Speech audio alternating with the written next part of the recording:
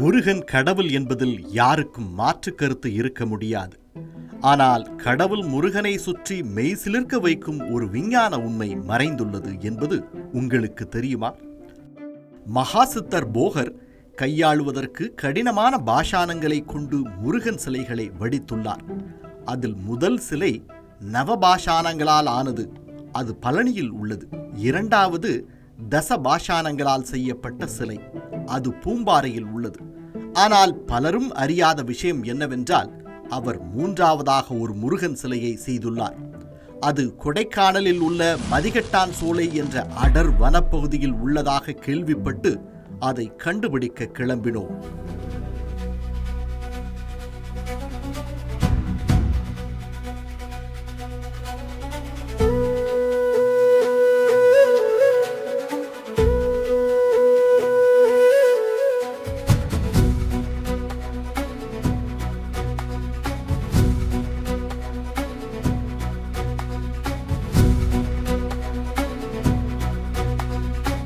நீண்ட பயணத்திற்கு பிறகு ஒரு வழியாக தமிழ் ஜனம் குழுவினரோடு முருகனருள் பொங்கும் பழனி மாநகரை அடைந்து விட்டோம். பழனியின் மர்மத்தை புரிந்து கொள்ள வேண்டுமென்றால் அதன் ஆன்மீக வரலாறு தெரிந்த நபர் ஒருவரின் உதவி தேவை. முருகனின் அருளால் அப்படிப்பட்ட ஒரு நபரை நாங்கள் சந்தித்தோம். அவர் பெயர் தமிழ்நாயகம். போகர் ஆராய்ச்சி மையம் என்ற அமைப்பை நடத்தி வரும் அவர் சித்தர் பாடல்கள் மூலம் சுமார் 20 ஆண்டுகளாக முருகர் குறித்த ஆய்வில் ஈடுபட்டு வருகிறார். அவர் முதலில் எங்களை அழைத்து சென்ற இடம் புளியம்பட்டி சித்தர்மலை.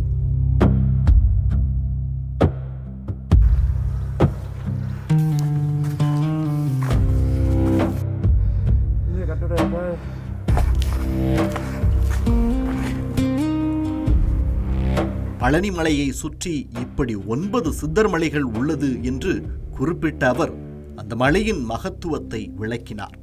திரேதா யுகத்தில் ஸ்ரீ ராமபெருமான் அவரும் ஆஞ்சநேயரும் போன பகுதி. எப்படி காசி மாநகருக்கு ஸ்ரீ சக்கரம் போன்ற ஒரு அமைப்பு பாதுகாப்பு அரணாக உள்ளதோ, அதே போல பழனி நகரத்தையும் ஒரு சக்தி வாய்ந்த ஆன்மீக வளையம் காத்து வருகிறது. 4 துர்க்கைகள் முதல் வளையமாக பழனியை காத்து வருகின்றனர்.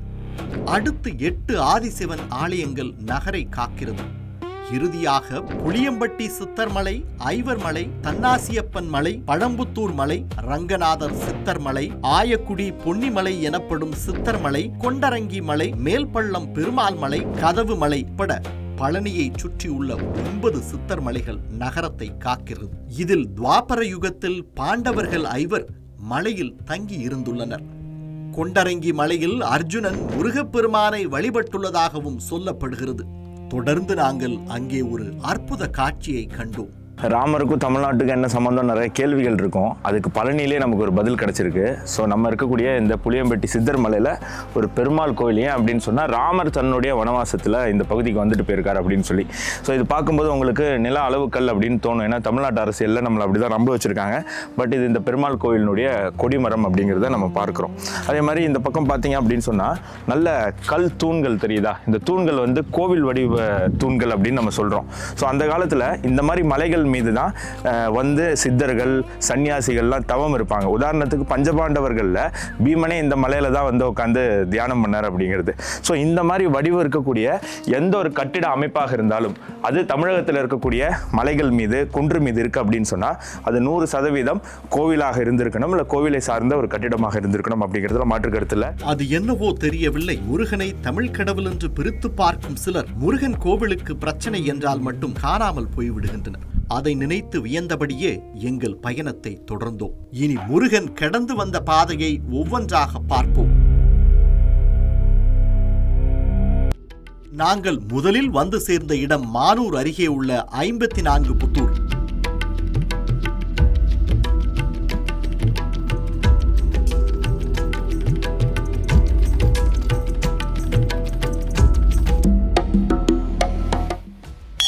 ஐந்தாயிரம் ஆண்டுகள் பழமையான அழகு நாச்சியம்மன் கோவில் இங்குதான் அமைந்துள்ளது. ஆக்ரோஷமான தெய்வம் என்பதால் சந்நிதிக்கு முன்பு மகிழ மரத்தை நட்டு உக்கிரத்தை குறைத்துள்ளனர். பழனிக்குள் நுழைந்தவுடன் முருகன் நின்ற முதல் இடமும் இதுதான். இங்கு முருகனை சமாதானம் செய்ய சிவபெருமான், தாய் பார்வதி, அண்ணன் விநாயகன், மற்றும் ஔவையார் ஆகியோர் முயன்றுள்ளனர். ஆனால் அதை ஏற்காமல் முருகன் இங்கிருந்து புறப்பட்டு விட்டார். இந்த ஒரு பழமையானது, ஒரு 5000 வரும் பழமையான அழகுநாச்சி அம்மன் சொல்லி ரொம்ப இதுக்குள்ள இருக்கக்கூடிய சிற்பங்கள்லாம் பார்த்தீங்கன்னா ரொம்ப பழமையானது.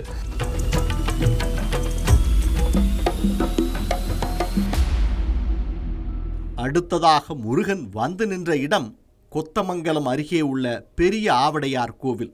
இது சண்முக நதியை ஒட்டி அமைந்துள்ளது.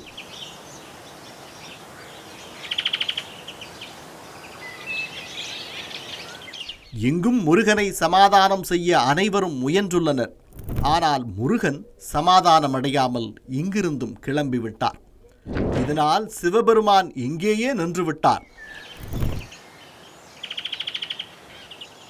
ஸோ இந்த இடத்துல இருந்து சிவபெருமான் இங்கே நின்றுக்கிறாரு.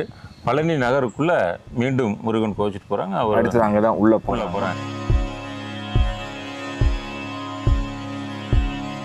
ஆதி திருவாவினன்குடி பகுதியில் முருகனை மீண்டும் சமாதானம் செய்ய முயன்றுள்ளனர். அப்போதும் முருகன் சமாதானமடையவில்லை. இதனால் இங்கேயே தங்கிவிட்ட பார்வதி தேவிக்கு ஒரு கோவில் கட்டப்பட்டது. இங்கு தாயாருக்கு பெரிய நாயகி அம்மன் என்று பெயர். பழனியில் பெரிய பெரிய திருவிழாக்கள், பங்குனி உத்திரம், தைப்பூசம், எல்லா திருவிழாக்களுமே இங்கே தான் நடக்கும்.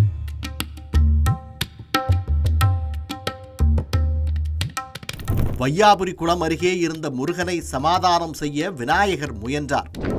ஆனால் அதையும் ஏற்காமல் முருகன் கிளம்பிவிட்டார். இதனால் விநாயகர் இங்கேயே தங்கிவிட்டார். அவருக்கு இங்கு கட்டப்பட்ட கோவில்தான் பட்டத்து விநாயகர் கோவில்.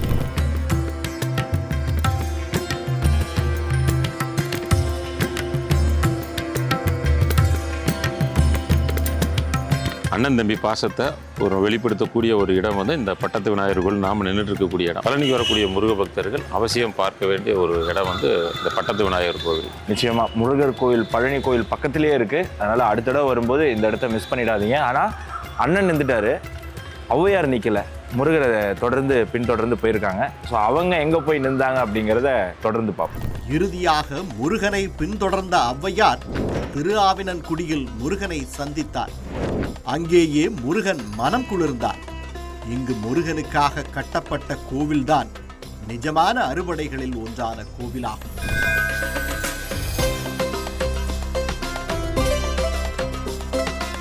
சத்திய யுகம்னு சொல்லக்கூடிய அந்த யுகத்தில் அவர் அந்த சிறு வயசு குழந்தையிலிருந்து வாலிப வயசு வரைக்கும் இந்த மலையில் வந்து வசித்த இடம். இப்போ இந்த மலை மேலே கலியுகம் 403வது ஆண்டில் தான் போகர் நவபாசான சிலை செய்கிறார். அப்போ அதுக்கு முன்னாடி வரைக்கும் அந்த பழனி மலை மேலே சிவாலயம் தான் இருந்திருக்கு.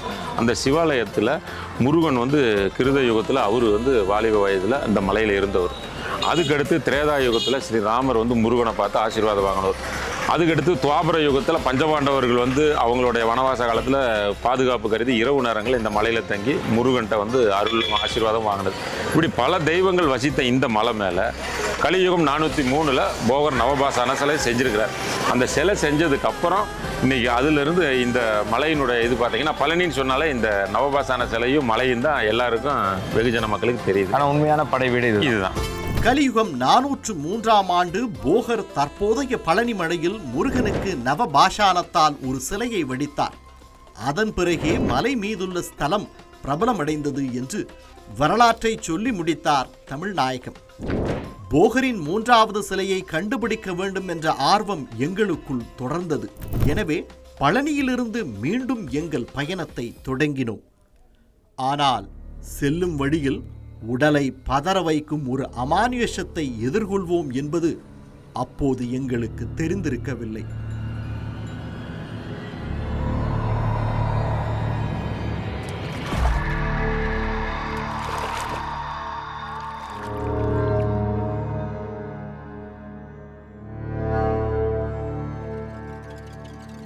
போகர் செய்த முருகனின் 3வது மூலிகை விக்கிரகத்தை தேடி நம்மளுடைய பயணம் தொடர்கிறது. அதில் முதல் கட்டமாக பழனிக்கு முருகர் எப்படி வந்தார், எதற்காக வந்தார் அப்படிங்கிறத நம்ம பார்த்தோம்.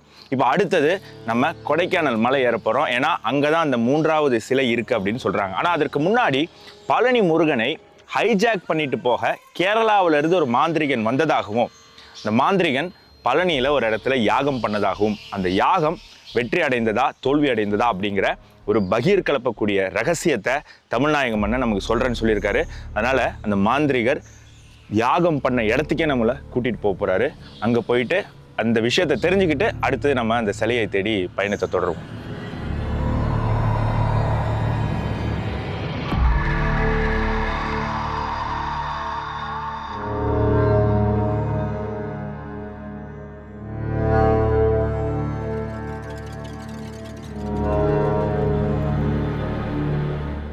ஆனால் இந்த கோயில் இருக்கிற இடத்துல ஃபுல்லு வவ்வால் கத்திக்கிட்டே இருக்குது. அந்த சவுண்டு நம்மளால் கேட்க முடியுது. ஒரு திகில் கிளப்பக்கூடிய இடமாக இருக்குது. இது வரைக்கும் யாருமே எனக்கு தெரிஞ்சு பழனியில் இப்படி ஒரு கோயில் இருக்குது அப்படிங்கிறது சொன்னதே கிடையாது. பழனியின் மர்ம தேசம் அப்படின்னு சொல்லக்கூடியது சண்முக நதி, 2 நதி, அந்த நதியோடைய தீவு பகுதியில் இப்போ நம்ம நிற்கக்கூடிய இந்த இடத்துடைய பேர் பச்சையாத்தம்மன் கோவில்னு சொல்லுவாங்க. 18ஆம் நூற்றாண்டில் சின்னப்ப நாயக்கர் அப்படிங்கிற ஒரு ஜமீன் காலத்தில் ஒரு நிகழ்வு நடக்குது. இப்போ கேரளாவிலேருந்து அதிக பேர் இங்கே வந்து இந்த முருகனை வழிபடுறதுக்கு அந்த காலகட்டத்தில் போக்குவரத்து பிரச்சனைகள்லாம் தாண்டி கடந்து அவங்களுக்கு எல்லா வீட்டில் இருக்கக்கூடிய எல்லா சுப நிகழ்ச்சிகளுக்கும் பழனி தான் வந்து குழந்தைக்கு உணவு கூட்டுறதுலேருந்து அவங்களுடைய இறுதி வரைக்கும் அந்த கோயில் வழிபாட்டுக்கு இங்கே வந்து போகிறத குறைக்கணும்னு நினச்சி என்ன செஞ்சாருன்னு தெரியல. இந்த பழனி முருகனை, இந்த நவபாசான சிலையை கேரள தேசத்துக்கு கொண்டு வரதுக்கு ஒரு முயற்சியாக இந்த இடத்துல வந்து இந்த தீவு பகுதி சுற்றி நீரினால் சூழப்பட்ட பகுதியில் இந்த மரத்தில் தலைகீழாக தொங்கியபடி ஒரு அதர்வனமோ யஜூர்வேதமோ ஏதோ ஒன்றில் வந்து இந்த முருகனுடைய சிலையை, அதை சக்தியை கட்டுறதுக்கு இந்த இடத்துல தலைகீழாக பகல் நேரத்தில் பூஜைகள் நடத்துகிறதாகவும், இரவு நேரத்தில் அதே வண்டா மாறி அந்த நவபாசான சிலையை சுற்றி வந்து அந்த மந்திர கட்டுகள்னால் கட்டுறதையும் நடந்திருக்கிற ஒரு நிகழ்வு. கேரளாவிலேருந்து வந்தவர் அந்த இந்த ஸ்பாட்டில் வச்சு பண்ணியிருக்கிறார். ஓகே. அப்போ இந்த இடத்துல அவர் பண்ணினது, அந்த ஜமீன் கனவுல முருகன் போய் இந்த மாதிரி என்ன ஒருத்தர் கேரள தேசத்துக்கு அழைச்சிட்டு போகிறதுக்கு இருக்கிறீங்க, நீங்களே என்ன பண்ணிட்டு இருக்கிறீங்க, அப்போ வந்த சமீபத்தில் வந்த ரெட்டக்குழாய் துப்பாக்கியில் மருந்து லோட் பண்ணி முருகனுடைய பழனி மலை மேலே இருக்கக்கூடிய அந்த சன்னதி படிக்கட்டில் வச்சுருங்க அப்படின்னு அவர் ஒரு உத்தரவு கொடுத்ததாம. அன்றைக்கி நைட்டு அவங்க வந்து எல்லாருமே வந்து காவலாளியை விட்டு பார்க்குறாங்க. இந்த இடத்துல ஒரு பெரிய அளவில் 20-30 பேரோட பெரிய மிக பிரமாண்டமான ஒரு யாக இதெல்லாம் நடக்கிறத காவலாளிகள் பார்த்துட்டு போய் அங்கே ஊரில் இருக்கிற பெரியவங்ககிட்ட சொல்லியிருக்கிறாங்க. ஊர் பெரியவங்க எல்லாமே முருகன் உத்தரவும்படி அந்த வண்டா மாதிரி அன்றைக்கி சாயந்தரம் 6 மணிக்கு பூஜையில் முருகன் நவபாசான சிலையை சுற்றுதான் பார்க்குறதுக்கு போயிருக்காங்க. அப்போ பாதி பேருக்கு அந்த வண்டு தெரியுது, பாதி பேருக்கு தெரியல. அப்போ சாம்பிராணி புகையை போட்டு காட்டும்போது எல்லாரோடைய கண்ணுக்கு அந்த வண்டு வந்து இந்த சிலையை சுற்றி ஏதோ ஒரு விஷயம் நடந்துட்டு இருக்கிறத பார்க்குறாங்க. அப்போ முருகன் கனவுல சொன்ன உத்தரவின்படி அப்போ உள்ள ரெட்டக்குழாய் துப்பாக்கியில் மருந்து லோட் பண்ணி அந்த மூலஸ்தானத்தினுடைய படிக்கட்டில் வச்சுருக்கிறாங்க. மறுநாள் காலையில் வந்து எல்லாரும் பார்க்கும்போது இந்த இடத்துல தலை வெடித்து அந்த மாந்திரியவாதி செத்துறாரு.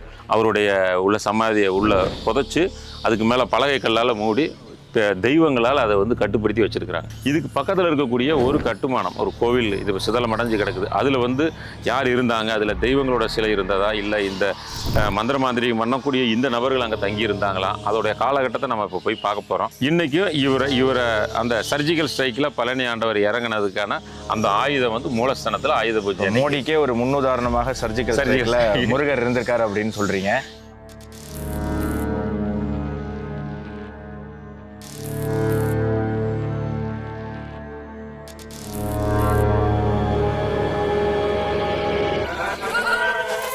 பல 100 வருஷம் பழமையான ஒரு கட்டிடம் எனக்கு பின்னாடி இருக்குது. தமிழ்நாயகம் அண்ணன் சொன்ன மாதிரி இங்கே தான் அந்த கேரளாவிலேருந்து வந்து பழனி முருகனை அபகரித்து போக பார்த்த அந்த மாந்திரிகரும் அவர்களுடைய சீடர்களும் தங்கியிருக்க வேண்டிய ஒரு இடம் தான் நான் நினைக்கிறேன். ஸோ உள்ளே என்னென்ன இருக்குதுன்னு பார்ப்போம்.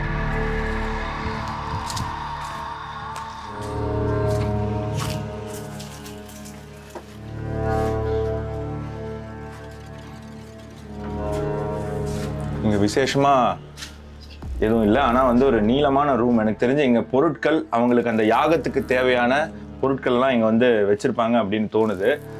ஸோ இங்கே மரமெல்லாம் முளைச்சிருக்கு. ஸோ இங்கே வந்து நிச்சயமாக பொருட்களை ஸ்டாக் பண்ணுறதுக்காக இந்த இடத்த பயன்படுத்தப்பட்டிருக்கும்.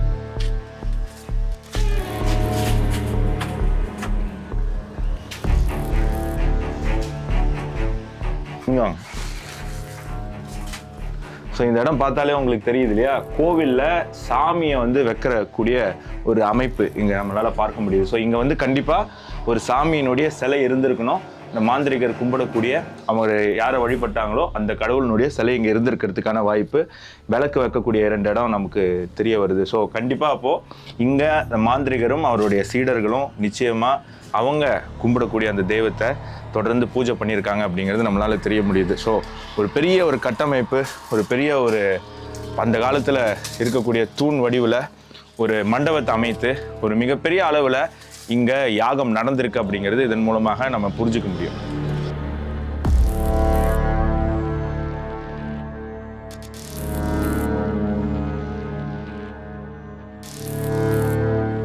முருகனே நேரடியாக வந்து வதம் செய்துள்ளார் என்றால் அந்த மந்திரவாதியின் சக்தி எப்பேற்பட்டதாக இருந்திருக்க வேண்டும்.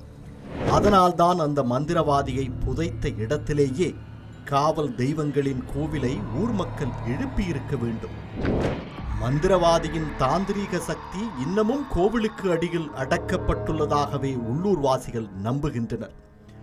இங்குள்ள மரத்தில் மந்திரவாதியைப் போலவே தொங்கிக் கொண்டிருக்கும் வௌவால்களும் அந்த சக்தி வெளிப்படும் நாளை எதிர்நோக்கி காத்திருப்பதாகவே நமக்கு தோன்றியது. அச்சம் தரும் அந்த சூழ்நிலையில் முருகா என்று மனதில் ஜபித்தபடியே அங்கிருந்து கிளம்பினோம்.